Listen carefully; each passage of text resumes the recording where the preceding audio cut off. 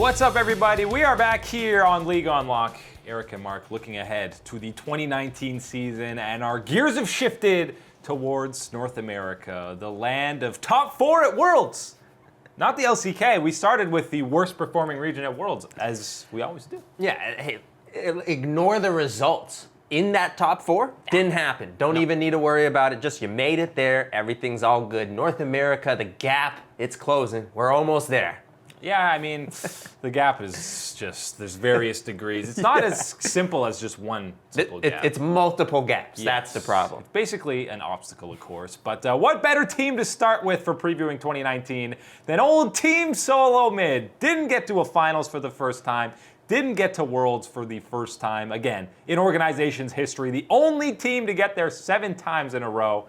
8th time was not the charm here. Mike Young leaves in spring, and then Grigg, well, he didn't leave in spring. He was still on the squad, struggling in the academy squad, but Grigg started every single game in summer. So the question is, Mark, roster changes for 2019. Everyone wants, it sounds like Sven at the very least is staying. Mithy, I imagine, will be staying with them as well. We knew this was at bare minimum a 1-year plan for these guys, but really it was a 2-year plan based on all of their contracts. Yeah. I think absolutely here, looking at these contracts, it is more or less the 2-year plan. But I think as Team Solo Mid, yes, last year was disappointing. But you bite the bullet, you eat your medicine here. You've done all the bad stuff has happened. You win a whole Worlds without having your team in there at all, where you've been for so long. But now this is where I'm telling you, the long con, it's all gonna pay off. These are the members that I want to be having on Team Solo Mid. Hanszer, Bjergsen, Sven, Mithy give me a lot of confidence, even with the performances of last year. And someone like Grigg, I think, does add a certain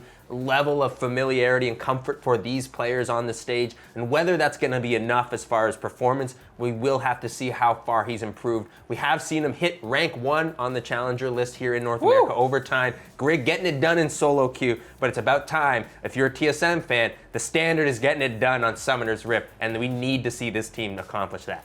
And we already kind of talked about, there's rumors around them potentially signing or working with Broken Blade out of the Turkish league. And I said on here, he's not there to replace Hanszer immediately. He's going to be on the academy team if they even end up signing him, which, I mean, is still a pretty big question mark. But we've seen what Hanser's capable of. He definitely had a down year in 2018, a lot of uncharacteristic mistakes. But at Worlds last year, he was probably the best performer, at times at least, on TSM. We've seen that he can be a top 3 mid laner in North America, and really his peak is the best. So he just kind of needs, I don't know, it seems like he needs a Cloud9 kind of story where you bench him for a bit. Yeah, Hanszer might need a little bit of some humble pie here to get back to being that laner that we know he can be. He's playing a little bit too aggressive, overextending at times where you certainly don't have the jungle pressure or the vision to warrant that level of play. I don't care how talented you are. If you're not someone like Smeb, like Keen, you're not going to be escaping from those things, and that's not exactly the level that we have seen from Hanszer in the past year. But we know that we've seen those top-level performances from him. We know that he can be one of the top laners here in North America and should be consistently at that level. So need to see him have a rebounding year. And I think especially when you talk about rebounding years, the likes of Sven and Mithy, inconsistent is the word that I would best use for the two of them, because yes, there were moments, there were stretches of time that they did find their dominance. They did actually have a lot of times 2v2 in lane, a lot of the pressure, pushing into the other turrets as well. But just the macro was not there with the rest of the team as far as coordinating their leads, their advantages, when they were weak, when they were not. And then at times they just simply had poor performances, and at times it was actually the worst time to have those poor performances. Speaking of Sven's incredibly poor performance against Clutch Gaming in the spring playoffs, getting absolutely destroyed by the likes of Hakuo, picking him apart. So need to have more consistency from those two, and I think a whole year in North America, a whole offseason, and even more time with this whole roster working and communicating together is only going to be better for the organization. And the communication issues that you saw throughout the split were a main issue as well as pressure getting to them because they were looked at as a super team, and when you're on TSM, there's a whole lot of pressure that comes with that. But if they are going to make a move, I think really the only spot you can look is in that jungle position, because it sounds like Sven and Mithy will be back here again. You're not touching Bjergsen.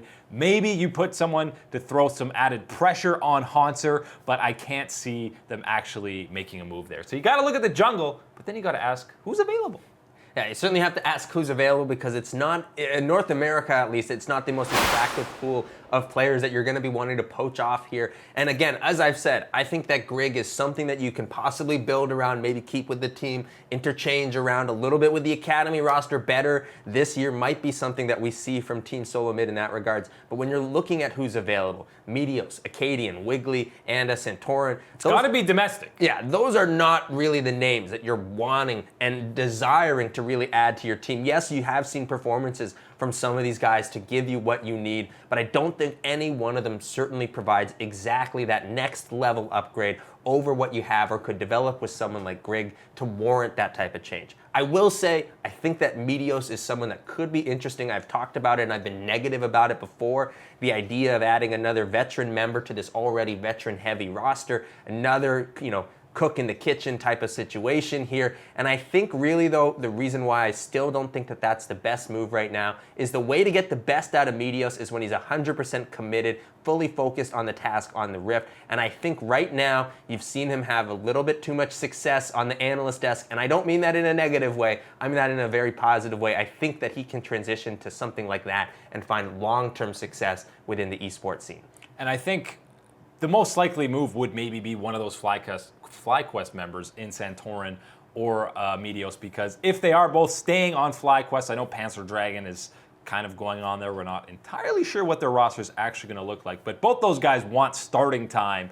And if Meteos is still left on that academy squad, maybe he's looking to get out and get a starting LCS position, because I think he's still capable of playing at that level. But boy, what a timeline it would be if Santorin came back to TSM 3 years later. That still seems unlikely, but it'd be hilarious. I think it's a little unlikely, but hey, I have always got support. My boy Santorin, I know that he can get it done. And a resident Santorin. And that is a huge bonus for him there. But I do want to bring up quickly here on Team Solo Mid, you have to remember the coaching change that was made. Yes, we talked about it a lot last year, adding in Coach Song there. We thought that that would be a great addition to the team. Played a little bit too boring, a little bit too safe. That LCK scale-up meta here, and it didn't work out for what we were getting in North America within the talent there and also within the meta. And I think right now, adding in Zeeks from CLG is going to be a great fix for TSM. I think he's really highly motivated to find that identity within this team, to develop their own identity and find a way to thrive with it. Sounds like you're going to see pretty much the same iteration of TSM in 2019, but hopefully with better results.